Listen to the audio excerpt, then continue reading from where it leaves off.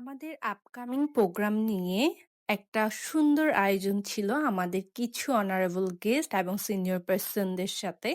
তো যেটা হচ্ছে কিনা সিনিয়র পার্সনরা থাকা মানে হচ্ছে ওনাদের থেকে অনেক কিছু শেখা, ওনাদের এক্সপেরিয়েন্স থেকে। সো এভাবে করতে, করতে একে, একে সবাই চলে আসে চিটাগং ক্লাবে। এরপরে এখানে যত গুণী মানুষ সবাই একসাথে ছিল। আসলে ওনাদের সাথে বসতে পারাও অনেক সৌভাগ্যের একটা ব্যাপার।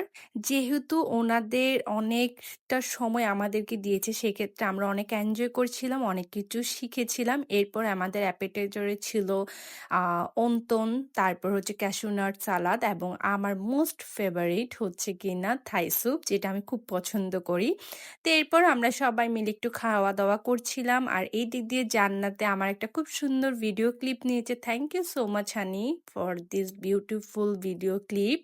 সো স্যুপ হলে আমার না খুবই, খুবই পছন্দ আর খুবই ভালো লাগে। যাই হোক, এরপর হচ্ছে আমরা আস্তে, আস্তে ওনাদের থেকে আমাদের আপকামিং প্রোগ্রাম নিয়ে কিছু একটা শুনতে চাচ্ছিলাম অ্যান্ড হচ্ছে ওনাদের থেকে অনেক, অনেক প্রশ্ন জিজ্ঞেস করছিলাম।